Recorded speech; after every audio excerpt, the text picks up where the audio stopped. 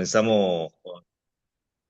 Espero que todas y todos estén muy bien, así que comenzamos la clase. Recuerden que esta clase va a tener una... La idea básicamente es empezar por pensar qué es la sociología y por qué. Y bueno, básicamente pensar la sociología desde los orígenes porque estamos cursando una materia que se llama Sociología de la Comunicación. ¿No? Y bueno, sociología de la comunicación es el lugar a donde tenemos que llegar.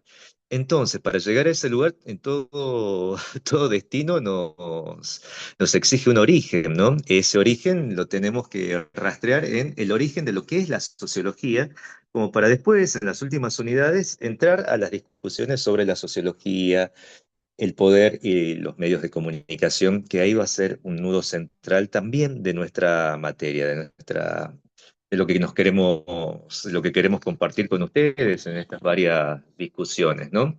Entonces, ustedes tienen ahí un texto que es un texto, por así decirlo, inicial, que es el de John Macionis y Ken Plumers. Ese texto de John Macionis y Ken Plumers lo que trata de hacer también es brindarnos una perspectiva de análisis histórico y también epistemológico, ¿no? Histórico, ¿por qué? ¿En qué contexto nace la sociología? Y epistemológico, ¿por qué?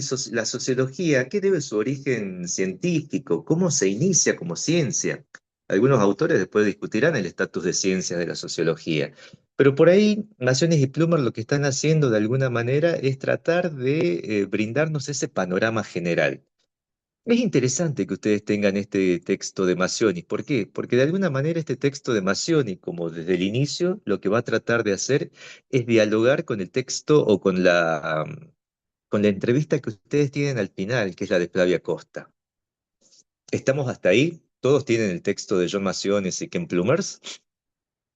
O por lo menos lo han visto, saben que está en la bibliografía. Sí, profe, me repite los nombres, profe. Sí, profe. Mazzionis y Plumer. Búsquenlo que están en el aula. Y cada comisión también ya les dan un link para que ustedes accedan. ¿Estamos?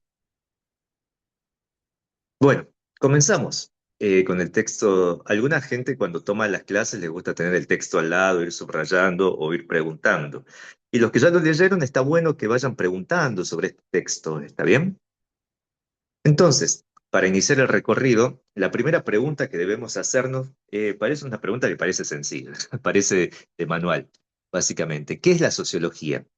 Esa pregunta puede conducirnos a varios lados, ¿no? ¿Por qué digo que nos puede conducir a varios lados? ¿Por qué? Porque puedo dar una definición muy general o puedo empezar a complejizar de qué se trata esta definición. Pero una definición formal nos dice que muy poco. A ver, si podemos hablar, podemos decir que es la experiencia que tienen los hombres y mujeres de vivir en sociedad. Pero esa experiencia de hombres y mujeres de vivir en sociedad también la estudia la antropología, también la estudia las ciencias políticas, ¿no? Entonces, tenemos que empezar a pensar en la sociología como una disciplina específica, ¿no? Y esa especificidad, ¿qué la va a dar? Y bueno, básicamente la va a dar porque podemos definirla como una invitación a adoptar una mirada sobre el mundo. Miren ahí, hay toda una propuesta epistemológica, ¿no? La idea de mirar desde una disciplina en específica, o sea, una perspectiva que es la sociología, que nos exige un doble movimiento cognitivo. Y acá es donde aparece la complejidad de la sociología, nos dirían Maciones y Plummer, ¿no? ¿Por qué? Porque la sociología nos invita a ver lo general en lo particular y ver lo extraño en lo familiar. Vuelvo a repetir, ver lo general en lo particular y ver lo extraño en lo familiar. ¿Quedan claros esos dos conceptos? Ya los vamos a desarrollar. Pero quedan claros, eso quiero que lo anoten. Vuelvo a reiterar, ver lo general en lo particular y ver lo extraño en lo familiar. ¿Qué significa entonces esto de la práctica sociológica de ver lo general en lo particular? Maciones y Plummer nos dice que implica reconocer que nuestras decisiones, hoy lo hablaba con la gente de la Comisión de Trabajos Prácticos, ¿no?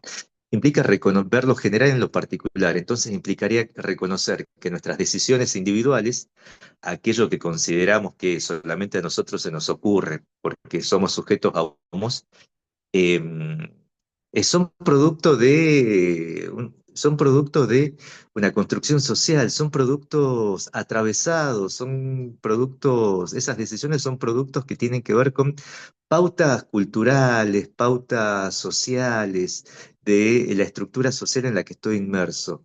Pensemos que nuestras elecciones, está bien, son libres, son espontáneas, pero esas decisiones libres y espontáneas dependen de la estructura social en la que yo estoy. ¿Qué dice acá? Perdón, rechazar. Me apareció un cartel ahí. ¿Estamos hasta ahí, chicas, chicos? Ver lo general en lo particular, o sea, aquellas cuestiones que yo considero que son mías, solamente mías, esas decisiones que son absolutamente particulares, la sociología diría, no, no son, no sé si es tan particular. Esas decisiones tienen que ver con el lugar en la estructura social en la que vos estás en este momento, en la que te tocó nacer y en la que estás en este momento. O sea, no tiene mucho que ver con la cuestión de lo decidí yo por mí mismo. Sí, lo decidiste vos por vos mismo, pero inserto en una trama social en la que estás en este momento. ¿Hasta ahí se entiende algo? Profe, se me ocurre un ejemplo con lo que usted está diciendo, de Ajá. generalizar lo particular, creo que dijo, ay, perdón. Ver lo Estaba general en lo pensando, particular.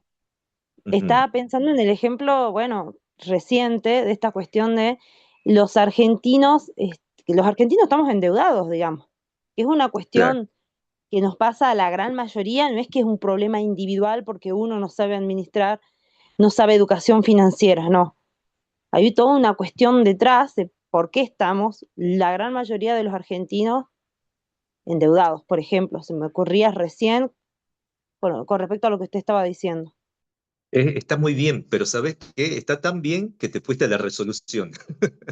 ¿Por qué te digo esto? Porque esto de ver lo general en lo particular, suponte una familia que empieza a darse cuenta que tiene carencias, carencias para pagar los servicios, para comer, y empieza a pedir plata. Al interior de esa familia va a pensar, ¿qué me pasa? Yo no sé administrar, no sabemos administrar los recursos, ¿qué pasa que no me alcanza la plata? La culpa es nuestra. Pero ese hecho no es un hecho particular, es un hecho social. ¿Por qué? Porque las políticas sociales y económicas han hecho de que no sea una sola familia, sino que vamos viendo por datos estadísticos que es gran parte de la población argentina. ¿Se entiende? Está muy bien ¿cómo se llama? Tu ejemplo. Está excelente tu ejemplo. Pero hay que ver, ¿no? Que las cosas no me pasan a mí solo. Las cosas me pasan a mí, pero también le pasan a otros sujetos. Eso es lo que hace la sociología. Si lo que a vos te pasa le pasa a otros sujetos, esto de ver lo general en lo particular, hace que vos puedas ejercer, empezás a ejercer esa mirada sociológica, ¿no? Claro, porque no es uno el problema, son varios los que están en ese problema. Profe, se podría Sí. decir que son las acciones que se toman desde el entorno social de la persona, ¿Cómo? A ver de nuevo, por favor. que las acciones que uno va Sí, tomando se generan según el entorno social en el que se ahí encuentra esa está, persona. O sea, se ve influenciada, ahí está, quiero claro. decir influenciada es la palabra, que se ve influenciada Esa, por el entorno ah, social. esa acción individual es una acción social, claro, exactamente. Eso que vos crees que lo haces porque a vos se te ocurre, porque a vos te parece lindo, lo mirás desde un lugar de clase, lo mirás desde un lugar de género, ¿se entiende? O sea, hay toda una estructura social en la que los sujetos están insertos. Y muchas veces el sentido común nos lleva a pensar que los problemas son individuales. Y no, en general, los problemas son colectivos, ¿se entiende?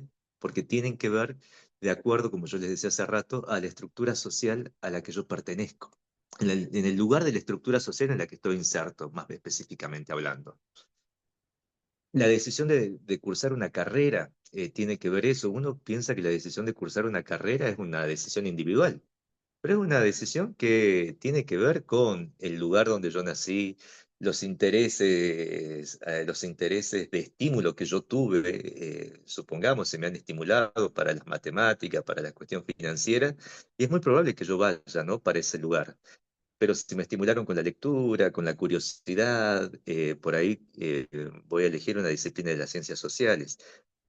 ¿Qué vuelvo a decir con esto? Las decisiones que por ahí pensamos que son individuales, en general son decisiones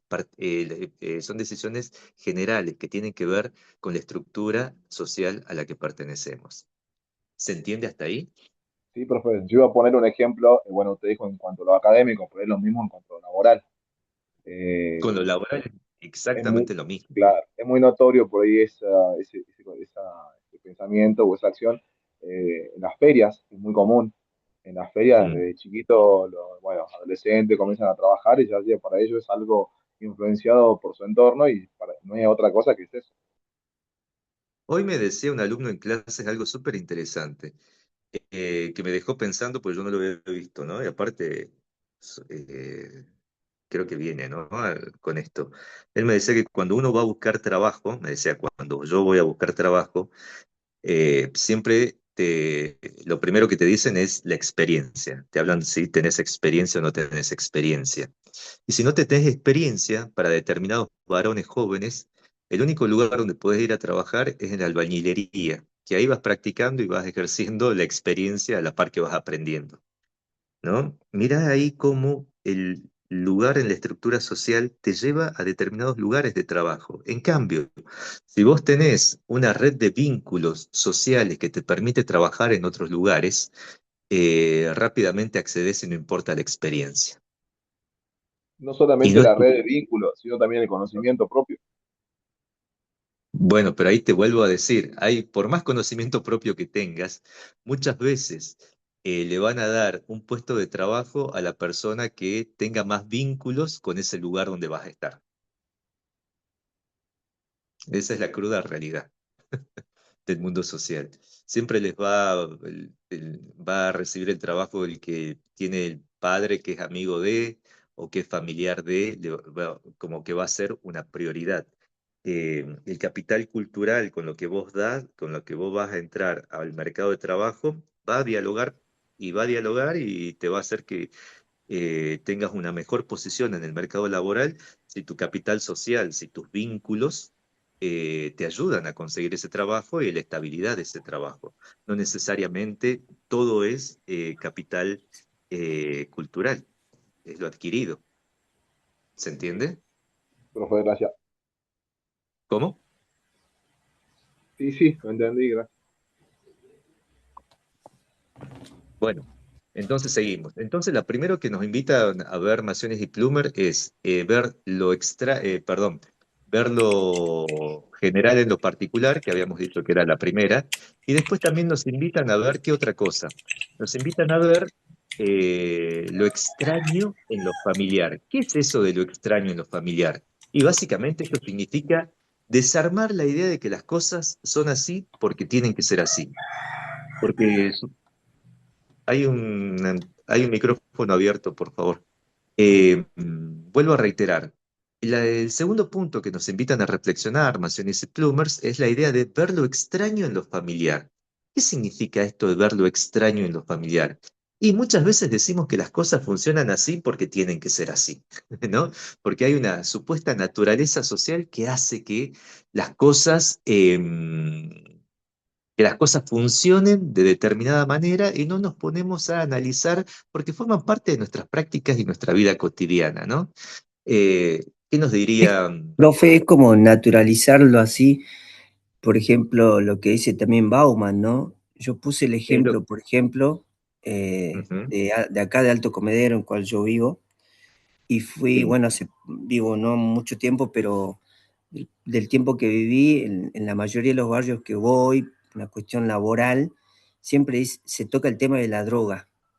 ¿Y qué dicen? sí. No, porque es natural, es normal, y bueno, yo ahí lo puse eso en el trabajo práctico del por qué naturalizan si eso no es así, ¿no? Claro. Claro, bueno, la idea es mirar nuestro mundo, dirían Naciones y Plumer, tiene que ver obviamente con lo que vos decís, ¿no? Del sentido común, de esto de pensar que las cosas son así, no pueden ser de otra manera. Si nacés en un barrio popular, tenés un solo destino laboral o un solo destino de entretenimiento, ¿no? O que el destino de todo joven de clase popular son las drogas y no hay otro, ¿no? Pensar sociológicamente, lo que nos invitan estos autores es, requiere un comportamiento, dicen ellos, que como si fuésemos extranjeros en nuestra propia tierra. Observar todo, ¿no? Observar todo, desde cuando salimos a la calle, observar la mesa familiar, el uso del transporte público y preguntarnos por qué hacemos esto de esta manera y no lo hacemos de otra manera, ¿no? Y por sobre todas las cosas, también nos dicen estos autores, aprender a preguntarnos quién se beneficia de que las cosas se organicen de este modo. ¿Y por qué se construyó y cómo se construyó históricamente esta normalidad? Ahí es donde hacemos el segundo ejercicio que nos proponen Massionis y Plumer, ver lo extraño en lo familiar. ¿Se entiende? El primer gran ejercicio que nos proponen es ver lo general en lo particular. O sea, ¿qué implica esto? Que nosotros no pensemos que solamente nos pasa a nosotros, esta cuestión como hablaba la compañera de las drogas, ¿no? Perdón, de lo que hablaba la compañera de las deudas. Eh, yo soy el único que está endeudado. ¿El problema de la ludopatía es un problema solamente mío o es un problema a nivel general de los jóvenes? Y por otro lado, ver lo extraño en lo familiar. ¿Qué significa esto? Y vamos a pensar que, como decía el compañero, que el único destino que pueden tener los jóvenes de clase popular son las drogas. No, tenemos que empezar a mirar por qué las cosas funcionan como funcionan en ese entorno más cercano. Esa es la práctica sociológica, esa es la invitación a la práctica sociológica que nos hacen Massionis y Plumers. Y esto que dicen ellos, esta gran pregunta que dicen ellos me parece fundamental, ¿no? ¿Quién se beneficia de que las cosas se organicen de este modo en nuestro mundo social? Hay alguien que se beneficia. ¿Se entendió eso? Chicas, Sí, profe. chicos. Por ahí ¿Sí? yo lo había interpretado, Sí, profe. Sí.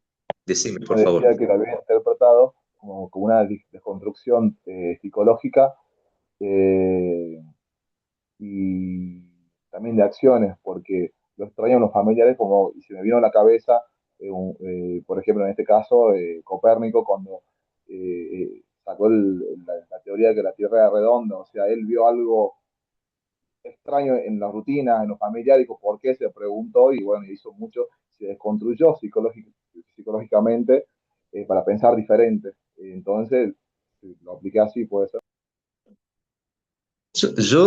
Me encanta tu disquisición ahí, porque se nota que hay una búsqueda. Yo a lo de Copérnico lo pondría más en esta cuestión de lo social, más que en lo psicológico, porque él quería encontrar el porqué de las cosas. No, no se restringía a la explicación de la iglesia. Él quería ver por qué las cosas funcionaban como funcionaban. Y no esta cuestión de pensar que la tierra había sido creada de acuerdo a lo que nos dice la Biblia. Él buscaba unas causas y esas causas tienen que ver con el lugar hasta que el hombre empieza a tener en el mundo social. Yo lo veo más así, ¿no? Ten en cuenta que son estos inicios de hacer ciencia, ¿no? Más que una cuestión psicológica. Lo miro yo, lo miro yo, no estoy diciendo que lo tuyo esté errado, yo te estoy diciendo cómo lo miro yo Pero a ese lo veía asunto. desde la desconstrucción, o sea, del planteamiento, de preguntarse cosas que tal vez no se preguntaba más en esa época. Bueno, se me vino a la cabeza a él, así como él, hay un montón de otros Claro, filósofos que totalmente. sí. Y yo te invito a pensar que las preguntas que hacemos, que no las dejemos en el ámbito de lo psicológico solamente, las traslademos, pensé, a esas preguntas que nos hacemos como particulares, son también preguntas sociales, ¿no? A eso es lo que voy, insisto. Esta es la mirada que tengo yo, pero respeto sumamente la tuya. Y mirá, teniendo en cuenta esto que vos me planteas acá de lo psicológico, ¿no? Eh, para pensar este doble movimiento que nos invitan a hacer Masones y Plumers, eh, tenemos que entender que este doble movimiento que es un ejercicio, o sea, hacer sociología, practicar sociología, porque la sociología es una práctica, nos dicen Masones y Plumers, ¿no? Pero esta práctica sociológica es una práctica histórica que se ha venido ejercitando desde el siglo XIX hasta nuestros días, ¿no? Para comprender la importancia de este enfoque, ¿no? Es obligatorio recurrir a por así decirlo, los padres de la sociología. Y mira qué interesante, ¿no? ¿Por qué? Porque en un momento, uno de los clásicos de la sociología, y esto anótenlo por favor, que es Emile Durkheim, habló sobre el suicidio. Mirá qué tema fuerte que parece un tema psicológico y parece un tema y una decisión absolutamente individual, ¿no? Durkheim eligió analizar un acto que parece como el punto más alto de la decisión íntima, de una decisión solitaria, de una decisión psicológica, como lo es quitarte la vida, ¿no? Pero si el suicidio, se preguntaba él, si el suicidio fuese puramente un asunto individual, las tasas de suicidio, decía él, deberían ser azarosas. O sea, se podrían dar como no se podrían dar, ¿no? No se podría medir del todo. Sin embargo, decía Durkheim en el siglo XIX, que sí se puede medir. Al cruzar datos estadísticos, Durkheim, ¿qué demostró? De una manera algo interesantísimo, ¿no? Que existían sociedades donde los sujetos, donde hay mucha más alto índice de suicidio. Y hay sociedades, como las sociedades de capitalismo avanzado de la época, imagínense Alemania, imagínense em, Francia, imagínense Inglaterra, del siglo XIX estoy hablando, donde el suicidio se daba en varones jóvenes protestantes, varones jóvenes protestantes, ¿no? ¿Por qué? Miren ahí qué interesante, porque la estructura social de la época, lo que se estaba construyendo en la época, era un fuerte individualismo. Los sujetos bueno, hubo un cambio abrupto, no sé si tan abrupto, ya se venía generando, ¿no? La Iglesia Católica Apostólica Romana ya no decidía, ya no interfería en los asuntos políticos y económicos, pero hay una religión que aparece, que son los protestantes, ¿no? Y los protestantes tienen todo un gran estímulo sobre trabajar, trabajar, trabajar. Y esa religión acompañada, ¿no? por el capitalismo hace que de alguna manera exista una fuerte presión sobre ese sujeto, ¿no? Eh, que tiene que ser exitoso, tiene que ser exitoso. Es como el mantra, ¿no? de la época y de la religión y de los protestantes, ¿no? Ser austeros, pero ser muy trabajadores, ser austeros y trabajadores. Y bueno, y el trabajo lo tenés que ver en material, en plata, lo tenés que ver, no necesariamente gastar la plata, ¿no? Sino tenerla, acumularla, ¿no? Porque siempre van a haber épocas que no van a ser de bonanza. Y esa idea de que muchos sujetos no les va bien, no pueden acumular y no pueden trabajar, hizo que muchos varones en el siglo XIX, en esas sociedades de capitalismo avanzado, se suiciden. En cambio, en las sociedades, decía Durkheim, donde eh, todavía, como sociedades como España, como Portugal, donde había una fuerte raigambre en la familia y en el catolicismo, esas tasas de suicidio no se daban. ¿Se entiende ahí cómo esas decisiones que parecen individuales son decisiones que tienen mucho que ver con la estructura social a la que uno pertenece?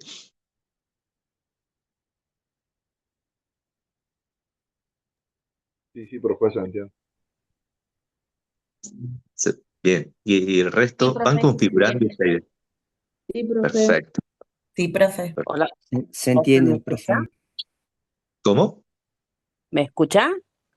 Ahora te escucho, sí. Sí, hola, profe, Sí. buenas tardes. Con Hola. respecto al suicidio, el año pasado estábamos analizando ese tema en la carrera de enfermería y los profesores de salud mental comentaban que los hechos de suicidio se dan en Jujuy en Mm, dos meses puntuales, que es en septiembre, mira, los adolescentes, y sí, bueno, en diciembre. Y en septiembre los bueno, relacionaban por- con lo de la fiesta de los estudiantes y demás. Y sí. después yo trabajo acá en lo estatal, acá en el Carmen, y estábamos Mm, viendo la posibilidad de poder hacer actividades para contrarrestar esta situación y aparece algo llamativo por parte de los profesionales, por lo menos para mí, que mm, es que ellos dicen por ejemplo, nosotros decíamos de armar charlas y esas cuestiones, y ellos sí. decían que pueden ser contraproducentes. ¿Por qué? Ujú, Porque dicen que puede aparecer un efecto contagio. O sea, ajá, que en vez de evitar, sí. sucedan más. Mm. Entonces, es todo un tema. Mira, bueno, yo la verdad que la idea del efecto contagio no lo conozco. Sé que se habla mucho del efecto contagio, pero no, la verdad que no lo conozco, no conozco datos del tema. Pero lo que sí me parece interesante ver esto, ¿no? En qué momento se produce, porque cuando yo lo puedo medir, es una cuestión social, ¿me entendés? Ahí lo que hicieron de decirte es en septiembre y es en diciembre, donde se producen los índices más altos de suicidio. Ahí el fenómeno del suicidio está teniendo una característica eminentemente social, porque hay que ver qué pasa en esa sociedad en estos meses. ¿Se entiende? Primero hay que comprender esa estructura social y hay que ver cómo se comportan esos sujetos, que diría Durkheim, por ahí pueden pasar por una anomia, una falta de integración a esta estructura social que hace que se produzca el suicidio. Y Profe, también, y esto ya les doy la palabra, está bien organizar charlas cara a cara, pero también hay que exigir al Estado, siempre hay que exigir al Estado por determinado tipo de políticas de integración social, ¿no? Porque si está pasando algo ahí, se necesita una charla, pero también se necesita algo más que una charla. Se necesitan políticas concretas. ¿Estamos?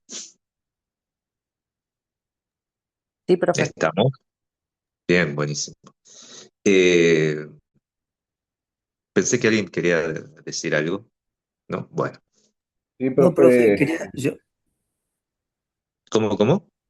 Ay, que no sé cómo. Ah, profe, ¿qué tal? Por el tema del suicidio, también no tiene que ver con. A ver, espere, porque no me gusta hablar sin que se me vea.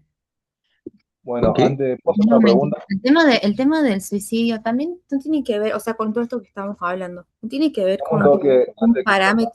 parámetro o un paradigma viejo también del periodismo o de la información. Un momentito. A ver. Eh, ¿Cómo está, profe?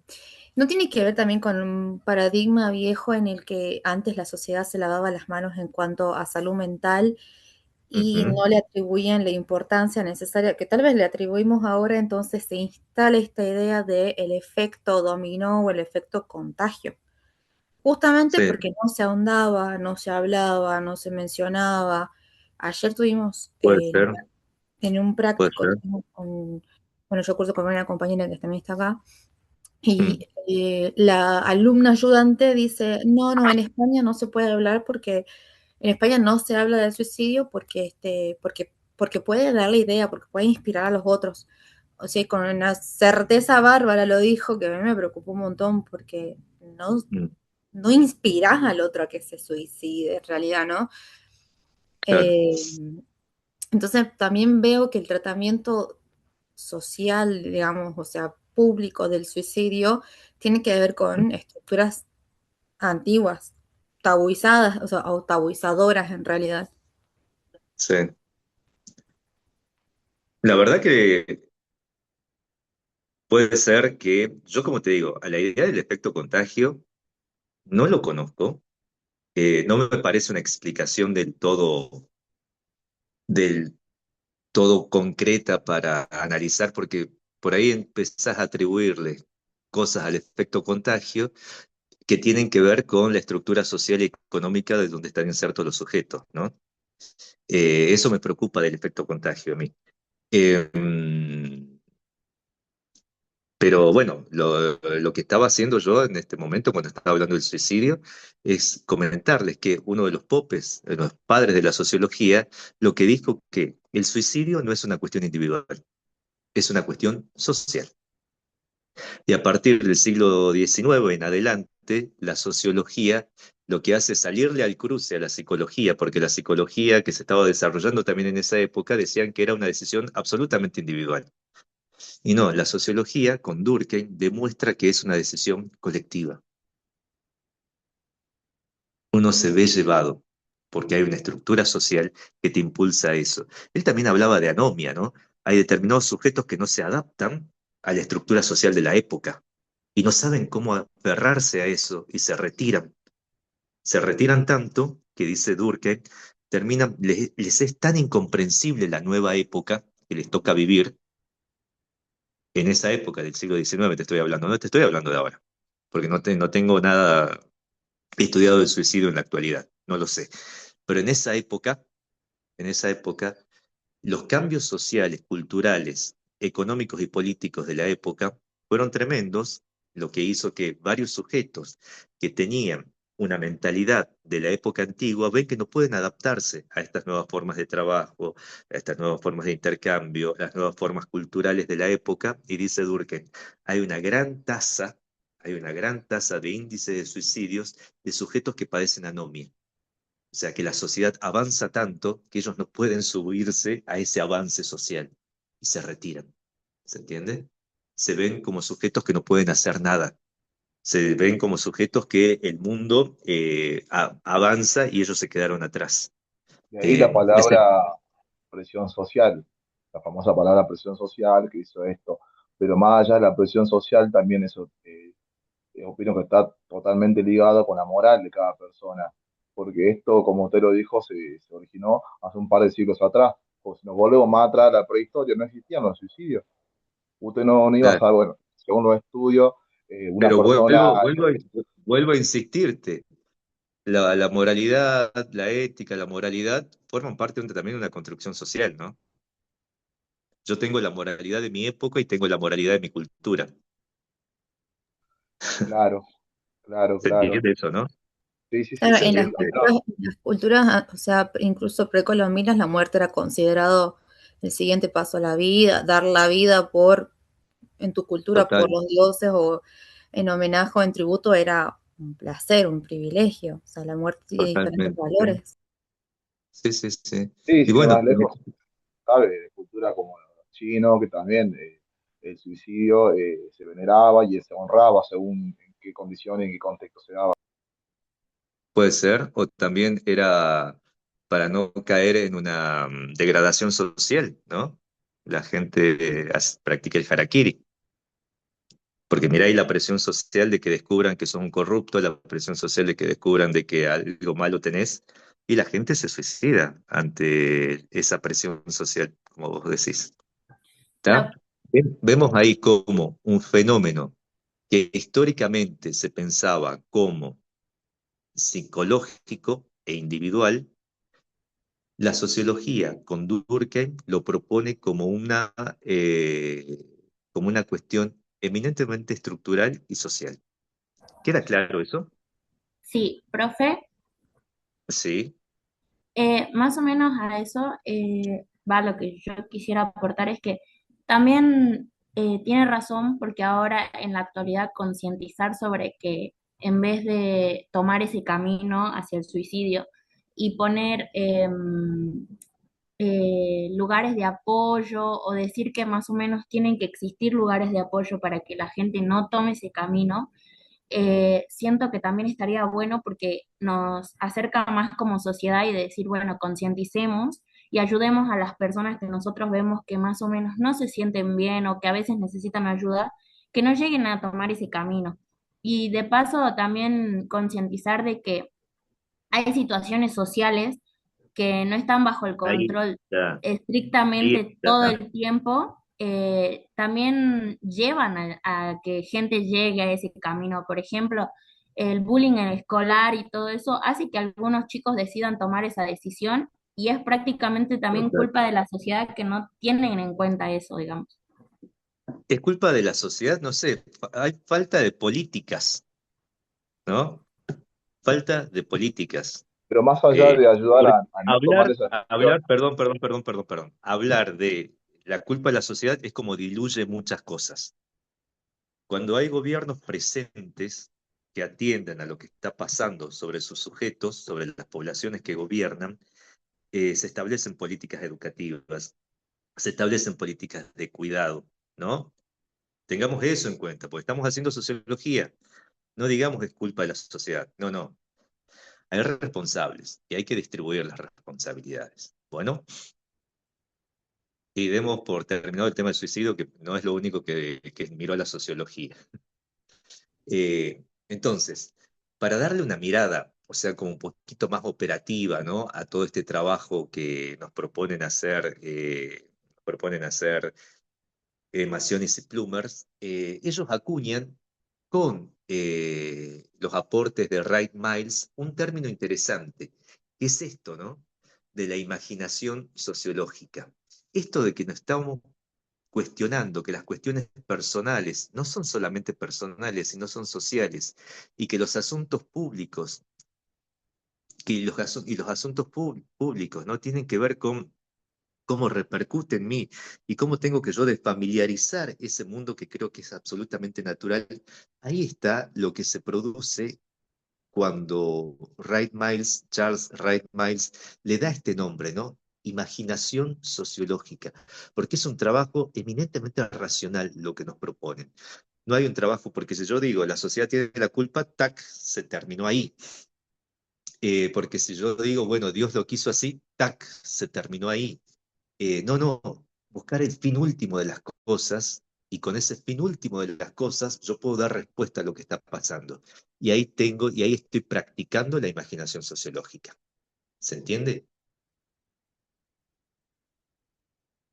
Entonces, la imaginación sociológica, nos dice Miles, es la capacidad de conectar estas dos esferas, ¿no?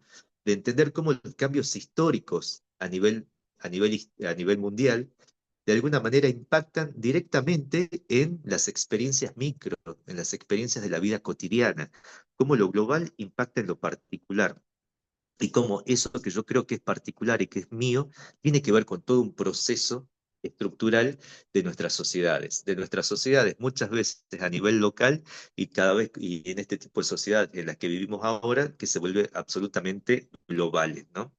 Porque estas cuestiones, como estaban hablando ustedes, las del suicidio, es algo que todavía lo podemos ver en sociedades de las más avanzadas hasta sociedades de lo que se denominan en tercer mundo. ¿Está? Sí, Estamos profe. hasta ahí. Sí, Profe, profe. Quedamos. yo quería acotar algo con respecto a que las situaciones se van planteando de acuerdo al avance también de la sociedad, ¿no? Por ejemplo, no era la Obvio. misma mentalidad de las personas de los años del siglo XVII al siglo XIX o siglo XX, que por ejemplo se Obvio. quedaba sin Obvio. trabajo y se iba a pastar o hacía otras cosas. Directamente ellos lo hacían en su casa, hasta que vino la industrialización, y bueno, y todo eso va generando ciertas cosas, ¿no? Eh, Generando la ampliación de ciertas ciudades, bueno, todo lo que fue la revolución industrial, ¿no?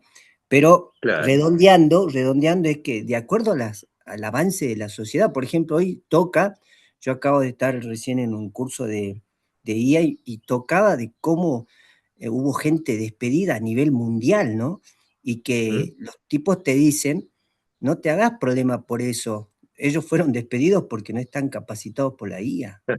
Vos Claro. capacitate y no vas a ser despedido. ¿Se entiende, profe? Claro. Lo Te que yo entiendo quiero, lo perfectamente. que yo quiero Te acotar. entiendo. Sí, sí, sí, sí, totalmente, totalmente.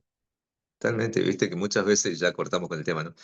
Y viste que la IA, nosotros las estamos entrenando, no es que ya nos entrena a nosotros la entrenamos, Desde que es hace lo peor. Y tiempo mucha que la gente de la venimos.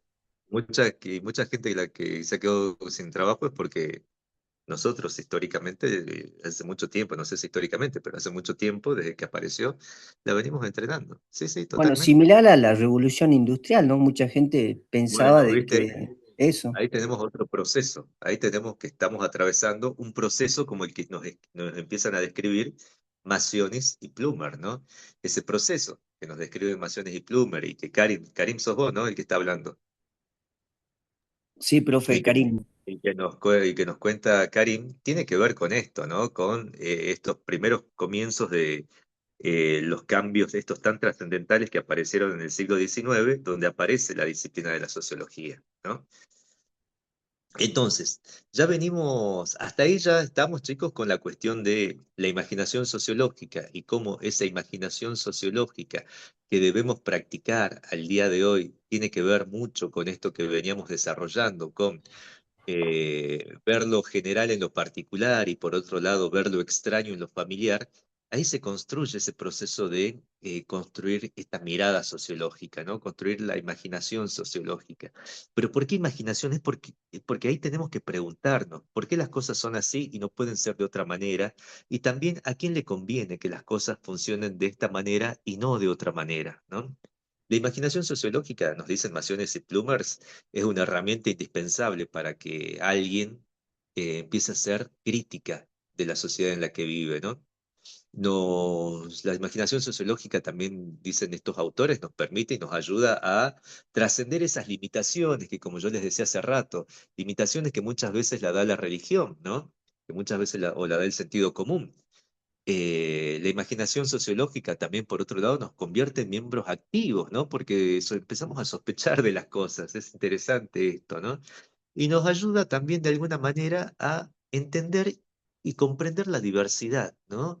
Porque comprendemos que las prácticas, que las acciones de los sujetos la vamos a analizar de acuerdo a la cultura, ¿no? Esa estructura social a la que esos sujetos pertenecen.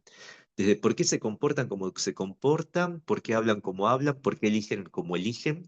Entonces, todo eso se debe, ¿no? También a ese lugar en la estructura social. Por eso es que practicar la imaginación sociológica es necesario para comprender que entendemos la diversidad en el mundo en el que vivimos, ¿no?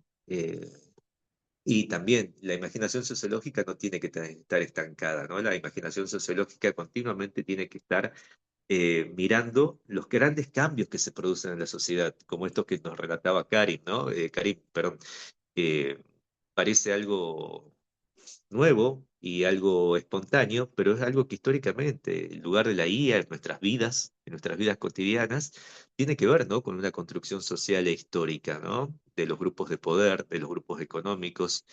eh, y lo dificultoso muchas veces es que nosotros estamos analizando, a diferencia de alguien que hace química, de alguien que hace matemática, nosotros no trabajamos con fórmulas, no trabajamos con números, trabajamos con sujetos. Y los sujetos cambian, los sujetos son diversos, ¿no? Y hay miradas también sobre la concepción de los sujetos. Cada corriente sociológica va a concebir a los sujetos hasta de determinada, hasta de diferente manera, ¿no? Y el conocimiento que se tiene sobre la sociedad nunca es un conocimiento cerrado, por esto mismo, ¿no? Como los sujetos cambian continuamente, eh, lo que se pensaba que se actuaba de determinada manera en un momento, a los 10 años es muy probable que cambie eso. Por eso tampoco tenemos nuestros manuales pueden durar 10 o 20 años. Si les enseñan de manuales que duran 10 o 20 años, sospechen ustedes, ¿no? ¿Por qué? Porque la sociedad siempre está produciendo conocimiento y la sociología, las disciplinas de las ciencias sociales, la comunicación, donde estamos nosotros y nosotras, tiene que ayudar a ver eso, ¿no? Tiene que ayudar a ver eso. ¿Hasta ahí estamos? Sí, Sí, profe. Sí, profe. ¿Alguien que quiera decir algo? Así me tomo un mate. profe, por las dudas, lo de imaginación sociológica, si lo Sí. tuviésemos que relacionar con algo, ¿Se Sí. podría relacionar con la identidad de un sujeto, una persona? ¿Por qué? Porque más o menos es como que va construyendo a medida que pasa el tiempo su identidad, cómo relacionarse con el contexto, cómo es como persona en cierto contexto estructurado, porque no es lo mismo ser una persona, o sea, tener actitudes en tu casa, que tener unas actitudes distintas en la facultad. Qué bien lo que me planteas, porque acá me permitís desarrollar algo que muchas veces pasa, ¿no? Cuando hacen las lecturas de estos textos. Estos textos plantean que los que hacemos ciencias sociales tenemos que practicar la imaginación sociológica. Muchas veces creemos que le tenemos que exigir a todo el mundo, sería lo ideal, pero primero empecemos nosotros y nosotras que hacemos ciencias sociales por practicar la imaginación sociológica. Que la imaginación sociológica empieza a formar parte, si querés, poniendo en palabras lo que vos decís, eh, la imaginación sociológica tiene que formar parte de nuestra identidad, si querés. O sea, forma parte de nuestra identidad de trabajadores, ¿no? O de la sociología. Tiene que ver con formar parte de nuestra identidad como periodistas. Tiene que ver con formar parte de nuestra identidad en algún rubro en el que nos estemos desempeñando. Ahí sí tiene que estar la imaginación sociológica. Porque si vos vas a dar una noticia no te tenés que quedar con el hecho mismo, tenés que a ese hecho lo tenés que insertar en un contexto determinado que te permita explicarlo. ¿Se entiende? Sí, profe, comprendí. Muchas gracias. No, porfa. ¿Alguien más? Bueno, yo, profe, es a eso lo que me refería cuando hace rato le hacía mención al conocimiento adquirido. Ajá. Eh, bueno, para ser más puntual, era la capacitación personal e individual que hace cada persona en su trayecto. Bien, Por ejemplo, perfecto. ahora es por Ajá, etapas, la vida se da por etapas, no, por algo vamos en constante avance, es natural el avance en la claro. naturaleza, en los animales y así también como sociedad. Entonces ahora estamos en una etapa tecnológica y es totalmente natural que si no avanzamos, no vamos entonces a lo natural y nos quedamos quietos y vamos en retroceso. Eso, bueno, también lleva a determinadas acciones y ahí volvemos a lo social. Podemos elegir dos caminos, o avanzamos o nos estancamos.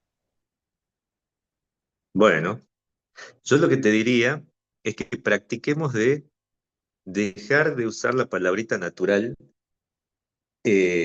como parte de la imaginación sociológica. Como si me permitís dar un consejo, viste que muchas veces nos quedamos estancados porque lo natural termina ahí, porque lo natural hace que las cosas funcionen como funcionen, que la fotosíntesis funcione como funcione. Y nosotros, en el mundo social, no es tan natural. ¿Por qué? Porque vivimos en un mundo absolutamente estructurado, ¿no? Me Estructurado refiero a vital, social, profe. económicamente. Yo me refería a vital porque no somos eternos, tenemos un ciclo de Ah, vida. bueno. Yo me Ahí refería me a gusta eso, más, ¿ves? me refería a ¿Ves lo que eso. estás haciendo? Nos Ah, quedamos, ¿ves lo- no me refería.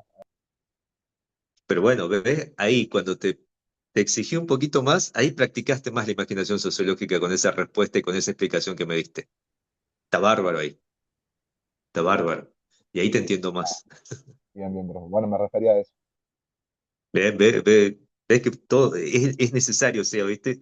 Y lo interesante también es juntarnos con gente que nos obligue, ¿no? Que nos incentive a esto, ¿no? A esta práctica de la sociología, a esta práctica de la imaginación sociológica, más que de la sociología en general, a esta práctica de la imaginación sociológica, que no solamente queda en la sociología, sino tiene que ser para nosotros comunicadores y comunicadoras también, formar parte de nuestra esencia. ¿Estamos? Bueno, entonces, teniendo en cuenta todo esto que tenemos que hacer ahora, miren, todo esto que tenemos que hacer ahora, esto tiene que ver con en qué momento nació la sociología. Básicamente, la sociología nació, hay un autor que dice que la sociología no nació ya elaborando todo esto, ¿no? ¿Por qué? Porque lo primero que empieza a elaborar la sociología es la idea de crisis. ¿Por qué digo que empieza a elaborar la idea de crisis? Y porque la sociología nace en un contexto de crisis, básicamente. Tengan en cuenta la Revolución Industrial, la Revolución Francesa, la Revolución Científica. Son tres grandes revoluciones que hacen que el mundo cambie, que ese mundo conocido hasta el siglo XVI, que ese mundo conocido del romanticismo, que ese mundo conocido de la época media ya termina absolutamente. ¿Por qué? Porque hay una nueva forma de gobernar, hay una nueva forma de concebir a los sujetos, hay una nueva forma de creer. Es un mundo absolutamente nuevo, ¿no? Y eso hace que el mundo y que la sociedad y que las sociedades antiguamente conocidas como eran entren en crisis, ¿no?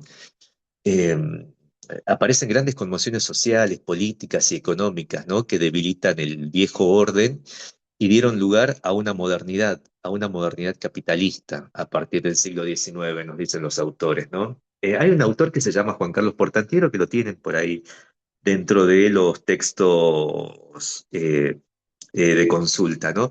Portantiero es interesante, voy a sacar unas cositas que me parecieron copadas de Portantiero, ¿no? Porque dice Portantiero que es interesante ver cómo la secularización en el mundo, o sea, cuando se corre la religión católica apostólica romana de las decisiones políticas y de las decisiones económicas, aparece, ¿no? Surge este nuevo mundo, este mundo que da paso a esta modernidad capitalista, ¿no? Eh, y en este mundo, en este nuevo mundo que surge en el siglo XIX, aparecen dos grandes disciplinas para tratar de explicarlo en una primera instancia. En una primera instancia aparecen las ciencias políticas, y bueno, las ciencias políticas tratan de ver esto, ¿no? La gobernanza, ¿no? La gobernanza de las sociedades, esas gobernanzas que antes se pensaban que que había un sujeto que descendía, que era el rey, y era rey porque era descendiente de Dios sobre la tierra. Se dan cuenta con la Revolución Francesa que no era tan descendiente de Dios. ¿Por qué? Porque durante la Revolución Francesa aplican la guillotina y le cortan la cabeza a esos sujetos y a esas mujeres, a esos hombres que gobernaban, y demuestran al resto de la población que tienen la sangre tan roja como la tenía cualquier campesino de la época. ¿Se entiende? Entonces hay que establecer nuevas etapas para pensar la idea de poder, de gobernanza. La idea de poder deja de estar explicada por la teología, ¿no? Y comienza a ser pensada la idea de poder y de gobernanza como una construcción colectiva, como un contrato social entre hombres y mujeres libres, ¿no? Y que son los hombres y mujeres las que organizan la sociedad. No hay nadie arriba, como por ejemplo un Dios. Y ahí las ciencias políticas empiezan a hipotetizar sobre las mejores formas de gobernanza o analizar cómo se está gobernando en ese momento determinado del siglo XIX. Aparece otra disciplina, no es solamente la ciencia política, aparece las ciencias económicas, ¿no? Las ciencias económicas empiezan a mirar cómo se estaba desarrollando los procesos de mercantilización de la época tan diferentes a la etapa feudal, ¿no? ¿Por qué? Porque ahí aparece otra gran cuestión que nos mencionan Mansiones y Plummer, ¿no? La aparición de las ciudades, y las ciudades aparecen, ¿por qué? Porque hay fábricas. Hay fábricas que empiezan a necesitar los recursos, no solamente del campo, de donde están insertas, sino también empiezan a expandirse a nivel global y empiezan a buscar esas materias primas en el resto del mundo. Y ahí es donde aparecen las colonizaciones, ¿no? Las grandes colonizaciones de África, Asia, América Latina ya había sido colonizada, ¿no? Pero digo, estas grandes potencias como Inglaterra, Holanda, donde se desarrolla este capitalismo más avanzado del siglo XIX, empiezan a establecer colonias por la India, por Asia, por África, donde básicamente lo que se hace es extraer la materia prima, ¿no? Con el supuesto pensamiento que de alguna manera eso ayudaba a los sujetos de esas zonas a desarrollarse, ¿no? A Bueno, alcanzar un desarrollo como profe, las eso está pasando, ¿no? Yo sigue pasando. lo comparo porque ahora creo que el siglo XIX está pasando en este siglo XXI lo que hicieron en el XIX. Ahora están lo mismo haciendo por las tierras raras en diferentes partes del mundo. ¿Por qué? Porque con Ya, eso se impulsa la tecnología. claro, O sea, lo que es claro. la IA sobre todo bueno, lo que es todo lo que es computadoras, celulares, y eso es lo que está pasando ahora. Creo que el siglo También, XIX lo estamos también. volviendo a Totalmente, Karim. repetir, ¿no? Totalmente, Karim. Muy buena esto, ¿no? Que tenemos que pensar qué está pasando, ¿no? Con acá en el norte, con la minería, con las tierras, ¿no? Es interesante pensarlo a eso como Las ejercicio. conquistas son Pero diferentes, sin, profe. pero sin dejar de pensar cómo empezó todo esto, ¿no? Entonces, miren acá. Gracias, Karim. Buenísimo eso que acabas de decirme. No lo tenía pensado. Ya sé. Pero miren acá cómo inicia, como diría Karim, todo esto en el siglo XIX, ¿no? Porque aparecen las ciencias políticas que tratan de explicar un fenómeno, el fenómeno de la gobernanza, las ciencias económicas que tratan de explicar el fenómeno de los intercambios de mercancía, la idea de la existencia de un mercado capitalista, ¿no? Y por sobre todas las cosas empieza a aparecer la necesidad de explicar las sociedades, no solamente desde el punto de vista económico ni del punto de vista político, sino por qué los sujetos dentro de esas sociedades se comportan como se comportan, ¿no? Entonces, ante esa necesidad nace una disciplina que se va a denominar sociología. O sea, ¿cuándo nace entonces la sociología? Miren, ya está la economía y la política funcionando como disciplinas, ¿no? La economía y la política ayudan de a que este nuevo mundo moderno, madure, ¿no? El liberalismo y las relaciones de mercado se generalizan y en el interior de las flamantes sociedades industriales emergen también estos conflictos sociales, ¿no? Bueno, entonces, para tratar de entender los conflictos sociales que emergen en estas nuevas sociedades, aparece la sociología. La sociología entonces toma el estímulo de pensar qué pasó con la revolución industrial, no solamente en cuestión de económica y política, ¿no? Sino también qué pasó con las crisis sociales, qué sujetos quedaron afuera, eh, cómo se ordenaron esos sujetos en estas nuevas sociedades, ¿no? El advenimiento del capitalismo disuelve las formas comunales, ¿no? Y ya la idea de vivir en comunidad y del sujeto comunal ya pierde fuerza y empieza a aparecer un sujeto que se empieza a reconfigurar desde esta época como un sujeto individual, ¿no? El individuo con derechos, ¿no? Ya por arriba de la comunidad. Es interesante, ¿no? Es interesante pensar este individuo que tiene que ser un individuo que le sirva a la sociedad, más que sujetos que se relacionen con la comunidad, sujetos que trabajen, que tengan una moral de trabajo, que tengan una ética de trabajo, sujetos que no cuestionen esa ética de trabajo, sino que la practiquen, ¿no? De ahí también aparece la idea esta, ¿no? De qué está pasando con las clases obreras, con estos sujetos que ya no son campesinos, sino que empiezan a trabajar en las fábricas. ¿Qué pasa con la clase obrera, no? Aparece una lucha de la clase obrera, ¿no? Este nuevo actor social tiene mucho que ver con esto, ¿no? De pensar a este sujeto que ya no vive en comunidad, sino vive en la ciudad y muchas veces está en una fábrica y después se pasa a otra, ¿no? Por cuestiones laborales y por cuestiones de conveniencia de trabajo.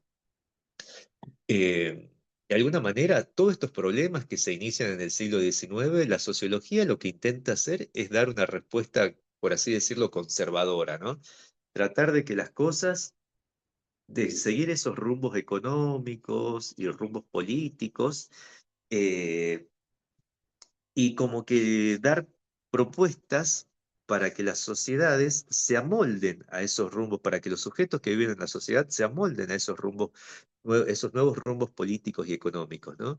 La sociología no quiere ser transgresora, no quiere grandes cambios, a excepción de toda una corriente que es una corriente que la podemos denominar, que ahora que ahora la denominan de izquierda, pero bueno, nace con las preocupaciones que tuvieron Marx y Hegel por los trabajadores, ¿no? Por esas jornadas de trabajo a las que eran expuestas, el sometimiento de los cuerpos, de las mujeres, de los niños, ¿no? eh, que la sociología de alguna manera había desarrollado un punto de vista absolutamente conservador, en el sentido de pensar, bueno, si es así, que siga siendo así, porque esto es en beneficio de la sociedad, ¿no? En beneficio de un bien mayor. En cambio, otros autores, como Marx, Hegel, el primer Augusto Comte, perdón, el primer Saint-Simon también piensa de esta manera. Después el pensamiento de Saint-Simon se vuelve un poco más conservador. Eh, pero tiene que ver con esto, ¿no? Miren, la sociología, si bien nace como conservadora, como que todo es en beneficio de la sociedad, hay toda una rama de la sociología eh, socialista que empieza a pensar, ¿no? Estas cuestiones de los problemas de la sociedad y que los individuos no se queden afuera de la sociedad. Es interesante ver. Pero de alguna manera, en el siglo XIX aparece básicamente lo que es el positivismo, ¿no? El positivismo como forma de explicación de la sociología como disciplina. Qué es lo que la convierte a la sociología en una disciplina científica, que dé explicaciones científicas, que no se basa en explicaciones ni del sentido común ni religiosos? Y bueno, nace el positivismo, ¿no? ¿Por qué el positivismo? Y básicamente porque la sociología lo que hace es que debe constituirse, nos decían estos autores, como positivamente, ¿no? ¿Qué significa de positivamente? De forma autónoma y tomando como estándares los modelos de las ciencias naturales. ¿Qué quiere decir de tomar como estándares los modelos de las ciencias naturales? Y básicamente que la sociedad debe ser pensada como si fuese un organismo vivo, ¿no? Este pensador que yo les nombré en un primer momento, Saint-Simon, definía la tarea como una fisiología de lo social. ¿Qué significa esta fisiología de lo social? Un saber basado en hechos materiales, un saber basado en hechos materiales.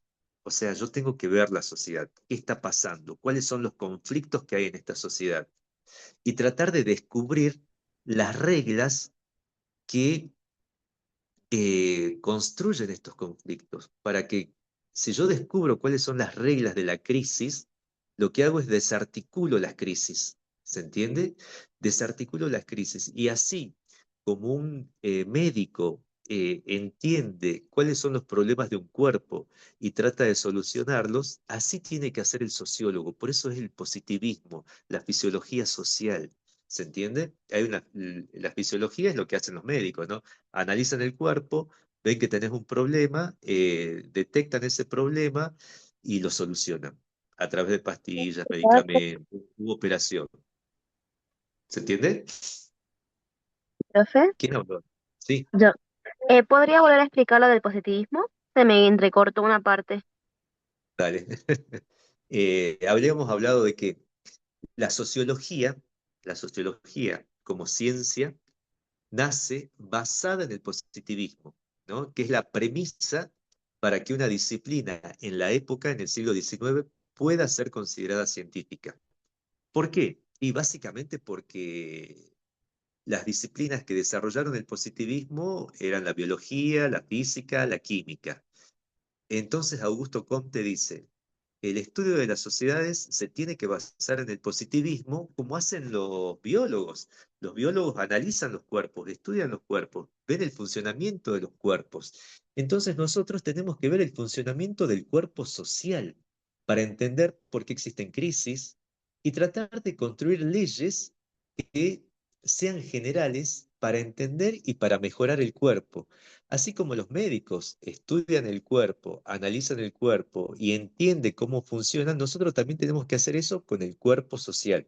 Por eso ellos hablan de el positivismo. Esto es positivismo, ¿no? O sea, dice las sociedades deben, la sociología debe construir o contribuir a que las sociedades se constituyan positivamente. ¿Está? Positivamente, o sea, tengo que analizar los hechos, tengo que tener datos, ahí está el positivismo, tengo que ver ese cuerpo social, tengo que ver dónde falla, tengo que tocar, tengo que ver materialidad. Si no hay materialidad, no existe nada, ¿se entiende? Si no existe materialidad, es pura, eh, es pura imaginación filosófica. No, no, y acá no requiero la filosofía, acá requiero trabajar con hechos concretos. Me interesan los hechos concretos. ¿Se entiende eso? Sí, profe, gracias. Ten en cuenta que el positivismo decía, había un filósofo que decía, mis sentidos me engañan. Y el positivismo dice, no, los sentidos no me engañan, porque yo tengo que ver concretamente lo que está pasando. Yo tengo que ver por qué las cosas, por qué la gente quiere destruir las máquinas en las fábricas. Hay que ver eso que está pasando ahí. ¿Se entiende?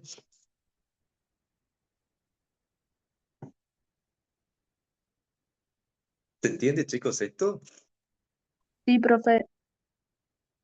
Entonces tenemos que ver que la sociología, de alguna manera, nace en este proceso de profunda tensión, ¿no? De un orden social nuevo que se impone en las sociedades, pero es un orden social que lleva a conflictos. Entonces, aparece estas tres disciplinas para explicar y para canalizar los conflictos, ¿no? Ciencia económica, ciencia política y por último la sociología, para ver qué pasa con los grupos poblacionales y cómo se adaptan o no se adaptan a este nuevo orden social, ¿no? Eh, en esto tiene mucho que ver autores como, y si quieren ir anotándolos, tenía un PowerPoint muy lindo, pero bueno, lo puedo poner ahí en mi página, no sé, Cami, qué decís vos, o lo pongo, bueno, le pregunto a Ale si quiere que lo ponga ahí en el portal ¿cómo se llama? De la cátedra en general. Un PowerPoint donde explica todo esto que lo tenía para pasar, pero no sé por qué Sí, no lo lo puedo podemos conectar. poner debajo de la clase porque esta se sube grabada en el aula virtual. Ajá. Perdón, pero sumo que había algunas preguntitas ahí en el chat, si se grababan Ah, todas no, las no, clases y la respuesta es que no, solamente está grabando esta clase porque es la única que va a haber esta semana por actividades que hay en la facultad el viernes. Entonces por eso queda grabada. claro. Gracias, Cami. Entonces yo pongo el PowerPoint después cuando se inserte. ¿Vos lo vas a poner, Cami, a la clase? Sí, sí, yo la subo. Y después le pongo el PowerPoint yo ahí abajo. Dale, dale, dale. Ahí está. Y por último, para decirles, porque esto creo que se cierra a las 5:30, me dijo Alejandra, eh, esto yo les decía hace rato, tengan en cuenta estos comienzos de la sociología. Estos comienzos que estamos relatando acá. ¿Por qué digo esto? Y básicamente porque cuando escuchen la última entrevista de la unidad introductoria, Flavia Costa, vamos a ver que ella propone pensar el mundo en el que estamos viviendo a través de un nuevo andamiaje, ¿no? Una nueva estructuración social. Y pensemos eso, ese mundo que conocemos, que conocieron sus padres, que conocieron sus abuelos, es el mismo que están viviendo ustedes, que están atravesando ustedes. Antes los problemas eran los típicos, los conocidos, ¿no? Ahora hay problemas nuevos y problemas continuamente nuevos, eh, en la que los sujetos están insertos. Eh, por eso es interesante que primero lean el texto de Maciones y Plumers. Si quieren darle una leidita como para tener un contexto un poquito más fuerte de esto que nos dicen Maciones y Plumers, el texto de Juan Carlos Portantiero, háganlo, pero el texto de Maciones y Plumers, vuelvan a releerlo. Y van a ver esta idea, ¿no? De esta imaginación sociológica que nos proponen ellos en un principio, pero esta práctica de la imaginación sociológica no nace de la nada. Aparece, ¿por qué? Porque históricamente se ha desarrollado la sociología como disciplina a través de diversos autores, como se los había nombrado Durkheim, como se los había nombrado a Saint-Simon, que empiezan a plantear o tratar de dar explicaciones racionales a lo que sucedía en la época. Pero ¿por qué dar explicaciones racionales? Y básicamente tengo que dar explicaciones racionales que son el fin último, porque yo tengo que crear leyes o tengo que ver las leyes que regulan ese mundo social, ¿no? De que hacen, de por qué las cosas funcionan como funcionan y a quienes les conviene que las cosas funcionen de esa manera y no de otra manera, ¿no? Que tiene que ver con la idea de la imaginación sociológica. Y a esto sería sumamente interesante, como hizo Karin, que lo relacionen, ¿no? Hay un nuevo proceso, hay un nuevo proceso de cambio estructural en nuestras sociedades que lo estamos atravesando y que parece cotidiano, que parece, entre comillas, digo, natural, que haya un solo destino. Está bueno que después vean, después de leer todos los textos, terminemos con el texto, perdón, con la entrevista de Flavia Costa, que ella nos cuenta algo sobre este mundo, ¿no?